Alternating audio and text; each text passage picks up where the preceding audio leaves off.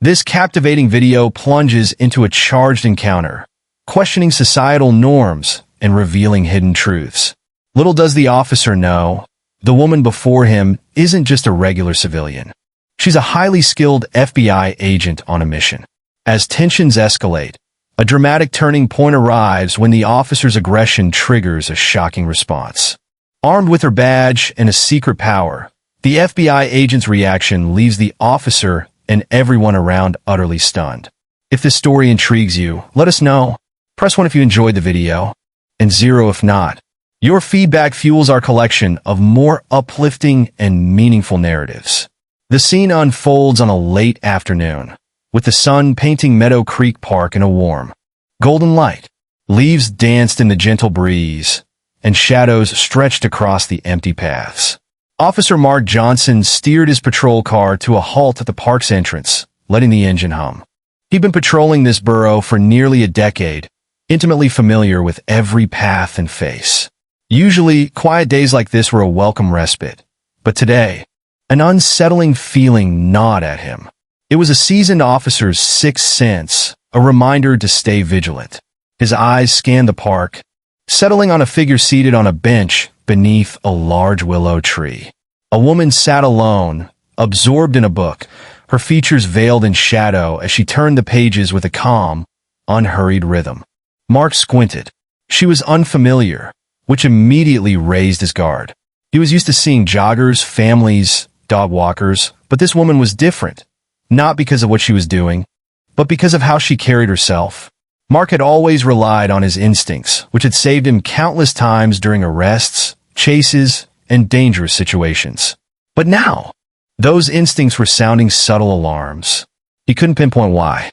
Why was she alone? Her attire, a crisp blouse and tailored pants, was unusual for the park, and her demeanor was calm, almost serene, which threw him off.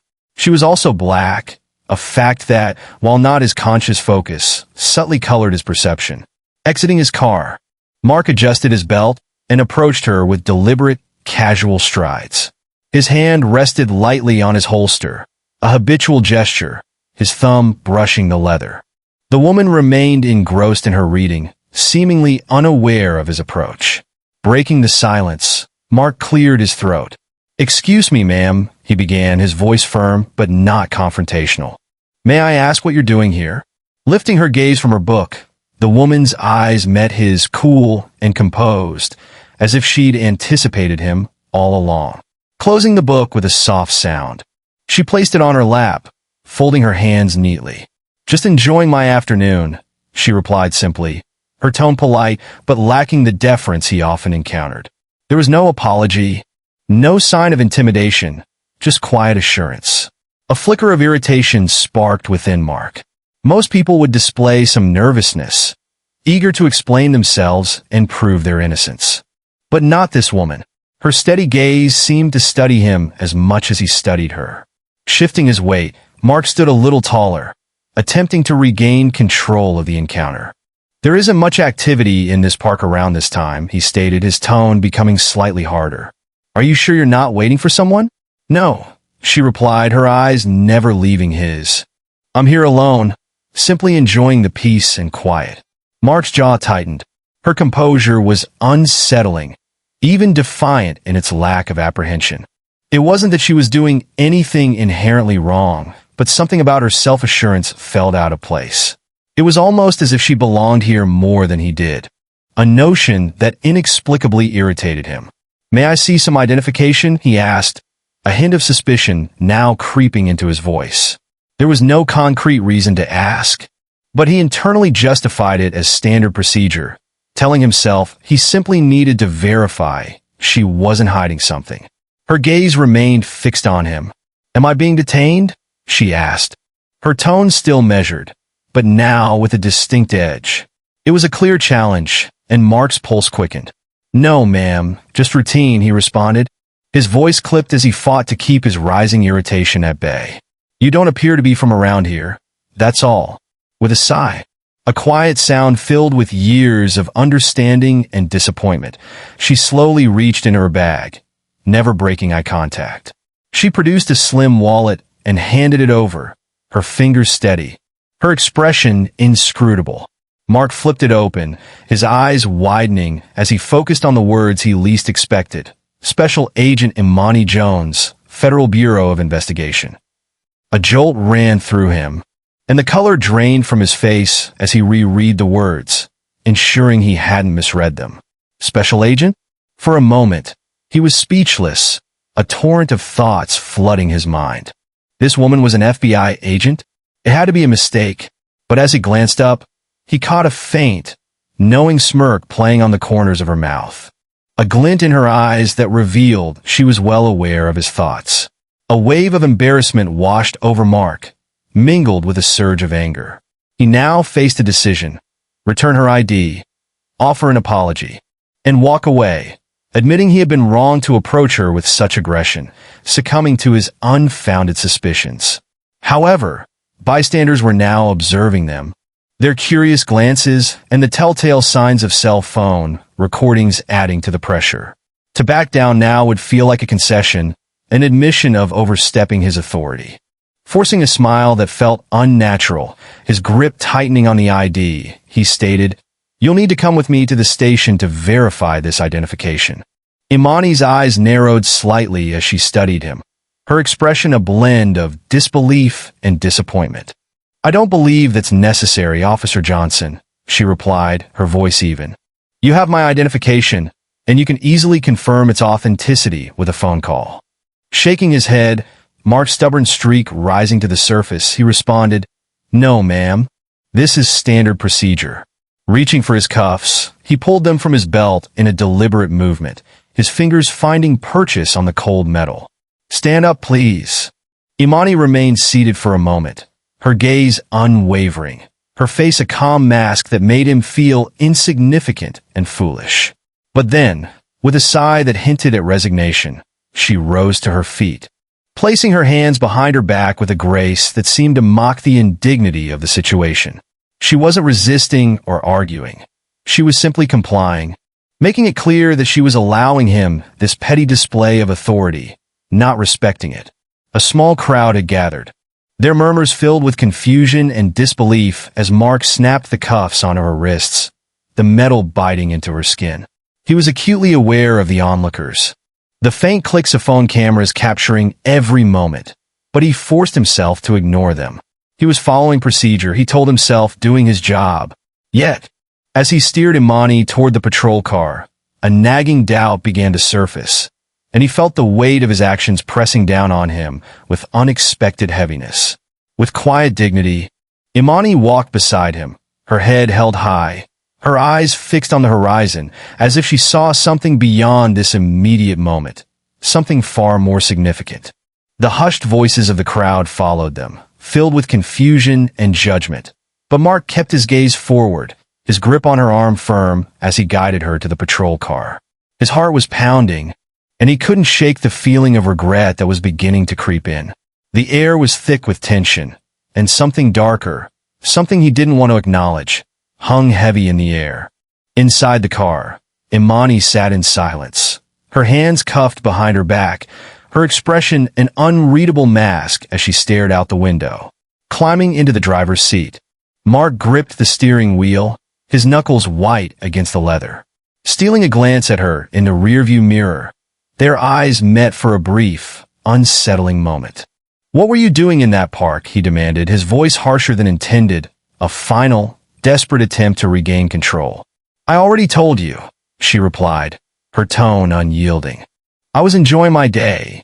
Clenching his jaw, Mark heard the hollow ring of his own words. He couldn't understand his own need to continue pushing, questioning, and understanding, but he knew that something about this woman had profoundly shaken him, leaving him feeling exposed and vulnerable in a way he had never experienced before. As the car pulled away from the park, a sinking feeling settled in his chest, heavy as a stone. The drive to the precinct, a few short miles, felt to Mark Johnson like an eternity. The patrol car was consumed by oppressive silence, broken only by the engine's hum. With every passing block, the weight of his actions intensified. He watched Imani in the rearview mirror, her hands cuffed behind her, gazing out the window, her face serene, almost as if she were detached from the absurdity of the situation. Mark's chest felt constricted. Every instinct screamed that he had overstepped, that his pride had clouded his judgment. Yet, here he was transporting an FBI agent in handcuffs. There was no turning back now, not with the onlookers' recordings. He felt trapped by his decisions and by the implications of backing down. Retracting now would be admitting his error, and for a veteran officer renowned for his instincts and firm control, that was a line he couldn't cross. As the car pulled into the station's lot, Mark's heart raced. The precinct was his domain, a place where he commanded authority, respect, and a solid reputation. But today felt different, an unsettling knot twisting in his stomach. As he climbed out and opened the door for Imani, she emerged deliberately, her eyes methodically scanning the precinct. "This way," Mark said, his voice gruff. He gripped her arm tightly, a fact that Imani didn't miss. As they entered, the usual station buzz, ringing phones and overlapping conversations, subsided into a low murmur. Officers paused, turning to watch the peculiar scene. Officer Mark Johnson, a respected figure, escorting a composed, dignified woman, cuffed. Eyebrows rose, glances were exchanged, and hushed murmurs rippled through the room. Officer Ben Carter, Mark's partner and friend for 6 years, emerged from the crowd. Halting at his desk, his gaze shifted from Mark to Imani and back, confusion etched on his face. Joining them, he asked, "What's happening, Mark?" His voice was subdued. "Routine check," Mark mumbled, dismissing it as insignificant. "Just need to verify her ID." Carter glanced at Imani, his skepticism evident. He tried to decipher what Mark wasn't revealing. But instead of pressing, Carter simply nodded, unconvinced. At the processing desk, Mark gestured for Imani to halt. He sensed her gaze, neither accusing nor defensive, but quietly disappointed, which unnerved him far more than anger. His fingers clumsy, Mark fumbled with the computer, entering her information. He was acutely aware of the scrutiny from his colleagues, all trying to understand what had compelled Mark Johnson to bring in a well-dressed woman in handcuffs. Carter lingered, arms crossed, a frown creasing his brow. His presence was a silent question. "What are you doing, Mark?" Stepping forward, Carter murmured, "Can we talk?" Clenching his jaw, Mark reluctantly nodded. Turning to a junior officer, he said, "Watch her for a minute." As Mark and Carter stepped aside, Carter wasted no time. "What's going on, Mark?" he asked, his tone a blend of concern and disbelief. "This woman's an FBI agent, right?" Mark sighed sharply, his jaw tight. "Look, Carter, something fell off, okay? I've been doing this long enough to trust my instincts, and something just didn't sit right." Running a hand over his face, Carter's disbelief grew. "You brought in an FBI agent because something fell off, Mark? This is risky, even for you." Pride flared, anger simmering beneath his skin. "You think I don't know that?" "Carter," he snapped, his voice low but firm. "You think I don't know this could backfire? I had to be sure." Their gazes met, Carter's frustration and worry mirrored in his eyes. "I get relying on your instincts, Mark, but this is more than a bad hunch. You're crossing a line." Before Mark could reply, Captain Davies emerged from his office, his sharp gaze immediately focusing on the scene. Captain Davies was known for his no-nonsense approach, fairness, and zero tolerance for incompetence or dishonesty. Mark admired him until now, as he stood on the receiving end of that scrutiny. Davies crossed the room and stopped before Mark, his gaze like steel. "Officer Johnson, what's going on?" His voice was calm, but with an edge that demanded a good answer. Straightening, Mark cleared his throat.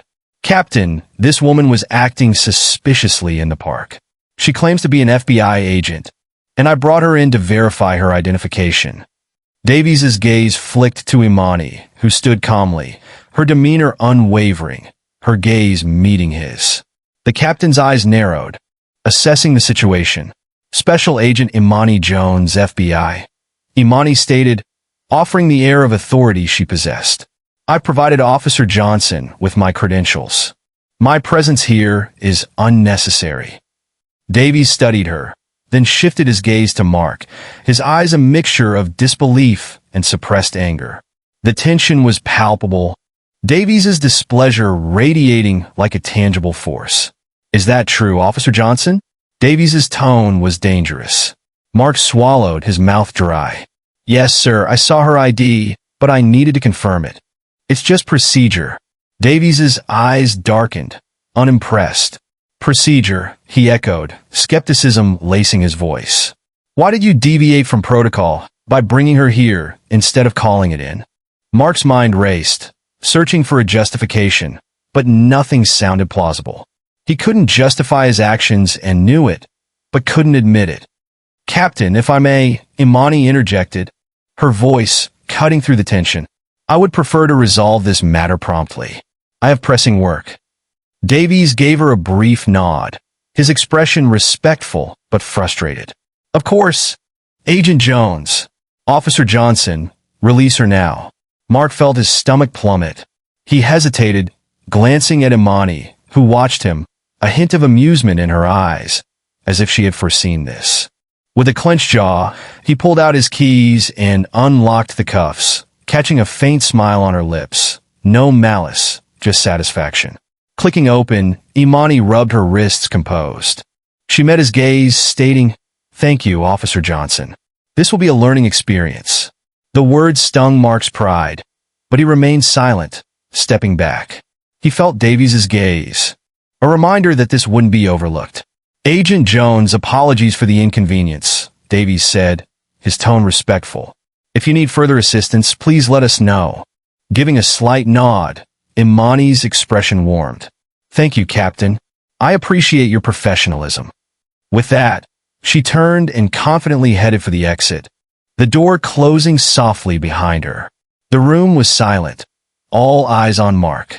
He stood there, feeling the weight of their judgment, the whispers echoing. He'd made a mistake with far-reaching consequences. The consequences could cost him more than he'd admit. Turning to Mark, Davies stated, "My office now." As Mark followed, his mind churned with regret, anger, and a new vulnerability. This wasn't just a mistake, but a reckoning, and he was just beginning to grasp the full impact. The arrival at Davies's office felt surreal. As they walked down the narrow corridor, the weight of the moment pressed upon Mark. Each step felt heavy. The sounds of the station seemed to fade, replaced by the pounding of his own heart. Every familiar face now carried judgment, curiosity, or disappointment. They all knew something had gone wrong, and in this world where loyalty was currency, Mark sensed that he had depleted his reserves. Davies's office, tucked at the back, was small but organized, filled with commendations and photos capturing a younger Davies in action. The captain was known as fair but firm, with zero tolerance for incompetence or dishonesty, qualities Mark admired, until today. As they entered, Davies stepped aside and closed the door. Crossing to his desk, he sat down, but didn't invite Mark to do the same. Folding his hands on the desk, Davies looked up, his gaze piercing Mark, who stood palms sweating, throat dry. After a long pause, Davies said, "Sit." His voice was even, but devoid of warmth. Sinking into the chair, Mark felt like a rookie, waiting for the storm. Davies didn't look away, the silence building pressure, the condemnation simmering. Finally, Davies spoke. "Explain today's events, Officer Johnson. Think carefully." Mark inhaled deeply, choosing his words. "Captain, I saw a woman in the park, sitting alone. Her presence felt off. I followed protocol, asking for identification, and she showed me an FBI ID, but something didn't feel right. I thought it best to bring her in for verification." Davies's expression didn't change, but his gaze grew colder. So, a well-dressed woman reading quietly in a park warranted interrogation and arrest because she seemed suspicious. Clenching his jaw, Mark's pride bristled under Davies's harsh words. "Captain, I follow my instincts. I know when something isn't right." Davies laughed derisively, shaking his head. "Instincts? If it had been a well-dressed white man or woman, would you have done the same?" Mark's throat tightened, and he looked away, unable to meet Davies's gaze. He didn't want to admit his actions were guided by something darker than suspicion. "Captain, it wasn't about race." He stammered, the words hollow. "I thought I was being thorough." Thorough. Davies's voice sliced through the pretense. You cuffed a federal agent in front of bystanders without cause, creating a PR disaster. That's thorough. Looking at his hands, pulse throbbing, Mark felt the weight of his mistake. He'd never seen himself as someone who judged based on appearance. But today he couldn't ignore the truth. Leaning back, Davies regarded Mark with disappointment. Mark, you're seasoned. You're supposed to know better. Do you understand the stakes? Mark swallowed hard. Yes, sir. No, I don't think you do, Davies continued, his voice rising. You didn't just humiliate a federal officer. You undermined what we stand for. Serving and protecting everyone, not just those who fit our idea of who belongs. Mark nodded, ashamed. He wanted to explain that he wasn't prejudiced, but knew it would sound like a feeble excuse. Do you know what Agent Jones did after I released her? Davies asked, his tone softening. Mark shook his head. She didn't call for investigation or escalate things. She thanked me and left. That woman showed restraint and professionalism that none of us did, and she had every right to act differently. Pausing, Davies let his words sink in. That's the integrity I expect. Today, you didn't show it. The words hit Mark hard. He'd spent years building his reputation, but today, he'd undone it all, realizing his instincts had been clouded by fear and bias. Leaning forward, Davies stated, effective immediately. You're on administrative leave. We'll conduct an investigation. You're on thin ice. Do you understand? Mark nodded barely above a whisper. Yes, sir. Take a long look at yourself, Harris, Davies said. I don't want prejudiced officers who judge people based on skin color or background. This has no place in my precinct. Mark's mind swirled with shame. He wanted to apologize, but new words wouldn't be enough. Dismissed, Davies said, turning to his desk, ending the conversation. Rising stiffly, Mark walked toward the door, feeling the stares of his colleagues. At his desk, Carter stopped him. Mark, he said, his voice laced with disappointment. What were you thinking? Looking down, Mark murmured, I don't know. I thought I was doing the right thing. Carter sighed, shaking his head. Mark, I've known you for years. You're a good cop, but today you messed up. It'll take more than words to fix this. Mark nodded, swallowing. The damage was done, and he'd have to face the consequences. As he left the precinct, the weight pressed down on him, each step a reminder of the woman he'd wronged and his biases. The sun had set as Mark reached his car in the dimly lit lot. Pausing, he gripped the door handle, reluctant to leave. You need to take a long, hard look at yourself, Davies' words echoed.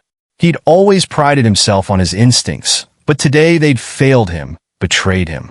The realization stripped away his confidence. He slid into the driver's seat, staring blankly ahead. Administrative leave was an unspoken threat to his career, his identity. Mark had been a cop for nearly 2 decades. The uniform was more than a job.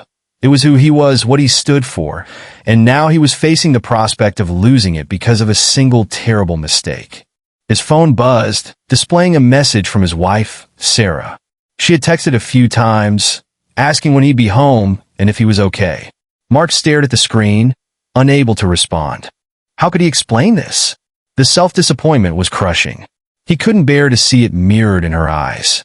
Shoving the phone into the cup holder, he started the engine and drove off, the city blurring past him, but his mind was trapped in self-doubt and regret. He could still see Imani Jones's face, her calm, unyielding expression as he had cuffed her.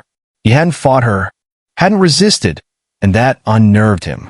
She had allowed him to make his mistakes, as if she knew he would eventually see the truth.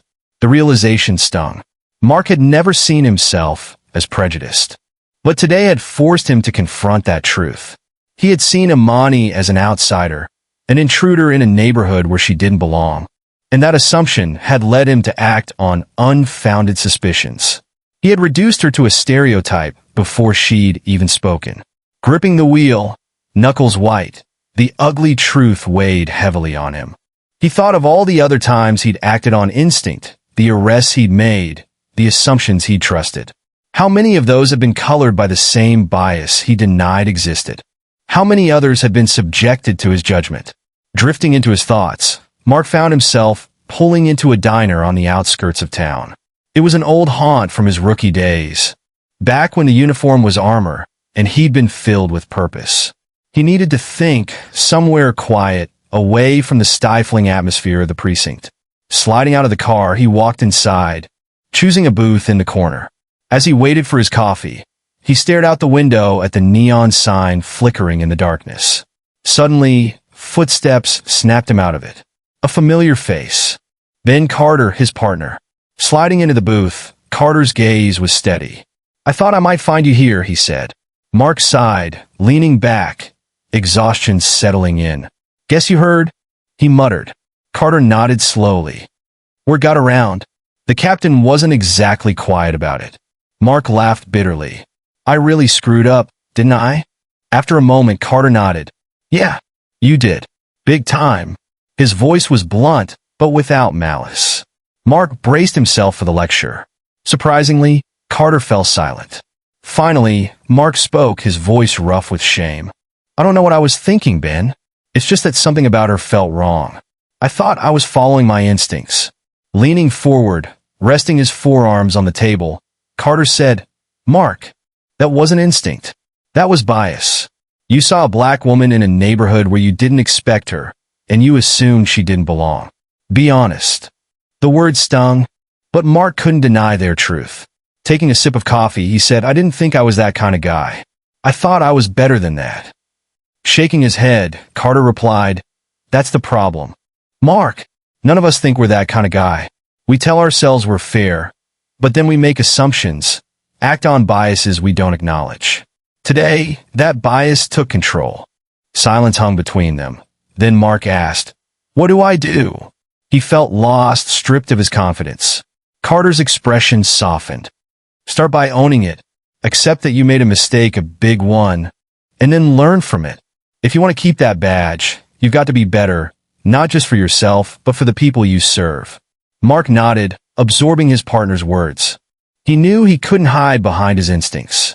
Today had shown him a part of himself he hadn't wanted to see, and now he had to face it. Carter reached across the table, placing a hand on Mark's shoulder. "You've got a choice, Mark. You can let this define you, or you can use it to grow. But if you keep ignoring things, you'll only hurt more people, including yourself." A glimmer of resolve flickered within Mark. He didn't know where to start, but he couldn't go back to the man he'd been. That man had failed, betraying his principles. He had hurt someone, treating her with suspicion because of his biases, and he now had to live with it.